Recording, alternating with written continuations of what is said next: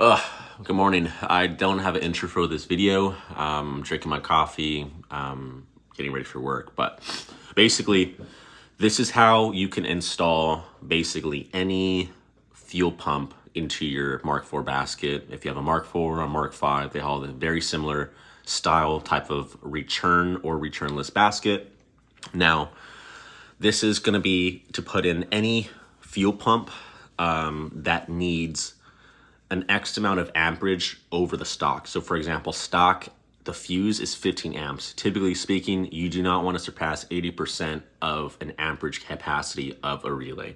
So if you're using an AEM 300, I think, you may need to do this. 400, you need to do this. If you need to do a walbro 450, a walbro 525, this is all the same stuff that you would do for this. So this is how to install a Hellcat 525 liter per hour fuel pump.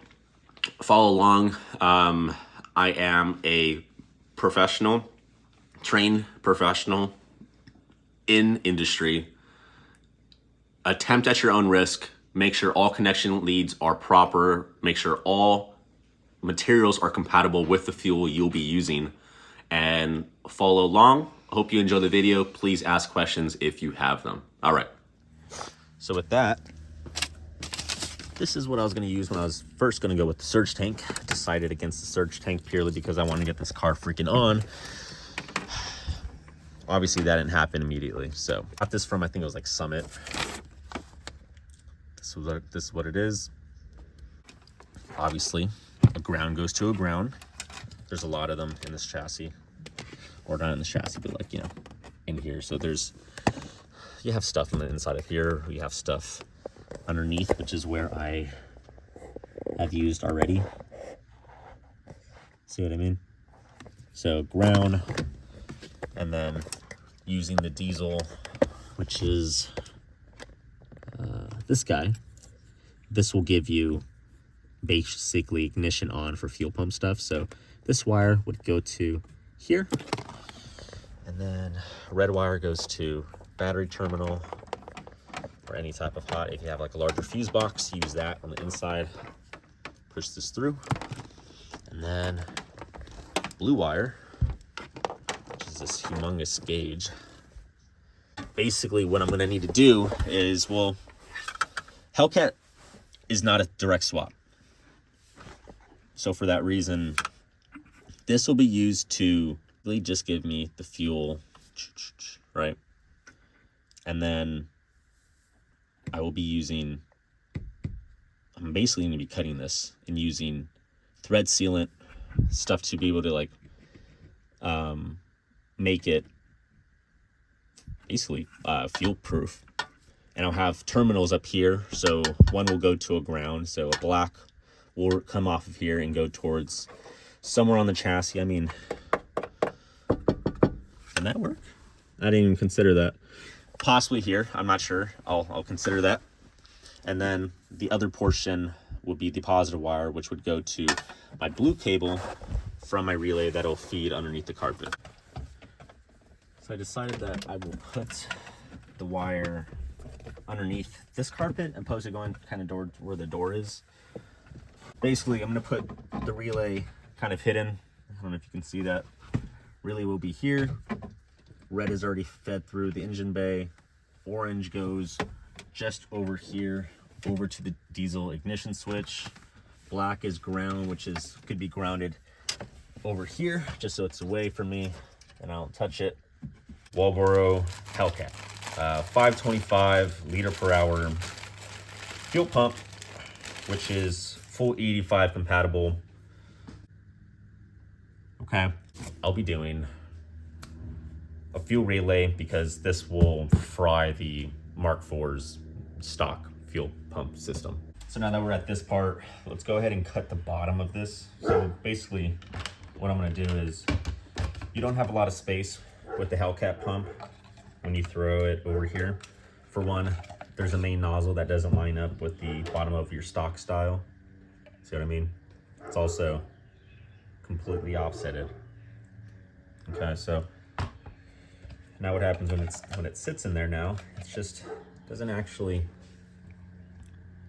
doesn't actually sit properly because the nozzle is like right here. So what I'm going to do is actually cut this whole bit off, approximately the diameter of what the bottom of this is, which is about 2 inches. So I'm going to use a hole saw, and we're going to drill it, and it should be good. Basically, when I threw the hole saw in there, the 2-inch one, if this focuses, see where the lines are that go like inward? There's that top rim part. That top brim part will slightly be shaved down, and so it should be somewhat flush. Let's hope I don't mess this up. Oh, that's gonna be real hard, honestly. Oh, actually, this may be the way to go. Oh yeah, okay, that's what we're doing.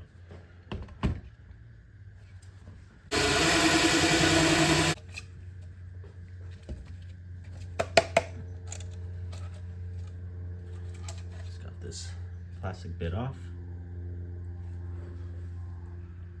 See what I mean? There's like that rim that's now kind of off. I'm gonna go with the 1 3/4 to get the bottom portion. So I'm just gonna, when you drop that in, you kind of have an idea of what it's gonna get. All right, so this is how it looks right there. And I mean, I'm gonna secure it in a little bit. But I should be good. I should be able to tuck this, or honestly, maybe I don't even want this whole clip on. This isn't necessary. I could just cut here and go wires straight up top. Just a better look now. Got a razor blade to it, so now it's nice and smooth, all nice and clean. So this is how it's gonna sit. And as you can see, it's on there. Just went ahead and put a freaking hose clamp, basically 316 stainless steel hose clamp, tied it around just so it was around the inner diameter, like the OD of the clamp was the ID of like inside that little basket portion. I mean, now this is all just to like mock it up and make sure, but you know, this bad boy, put that in there. And these are the guys that won't be used anymore. I'm not sure if I'm gonna cut this out or hang it off somewhere. I'm probably gonna cut it. If you know what I mean, like this stock basket is gonna do shit. So I think if I just like plug it off, and it'll be fine. I'm losing daylight, but like I said, I'm not gonna use this. I thought I was gonna need to use this kind of thing, but let me reposition the camera. Base confinements of this, I don't think I'm gonna do that. So I'm just gonna go pop these out. And I know they look like, oh, like that's how easy it is. No, like you gotta actually, well, I'll show you. So see those top bits? That stops it. So what you need to do is you basically need to, I'm gonna do it for you. I like to push it against your body, and then when you pry it in, then they'll kind of pop right out. So this is how it's basically gonna look from the bottom side. Bolt, your ferrule, I keep calling it ferrule, terminal connector. Come on, man. You know, nut. That'll be the spacing from the fuel pump, the basket. The next one up top, on top of the fuel basket, crush washer, and then your terminal connector. So it should sit approximately this high. So, I mean, it'll be basically the same height as these. And that's with the 2-inch bolt. I mean, I wish I could have done without the 2-inch bolt and done like 1.5. 1.5 would have been like, you know what I mean? It would have been cool, but. Okay, here's a look at it, at the terminals.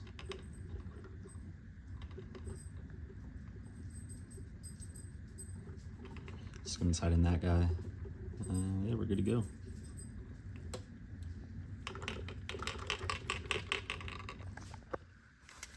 All right, well, after you go ahead and install your fuel pump, prime that thing.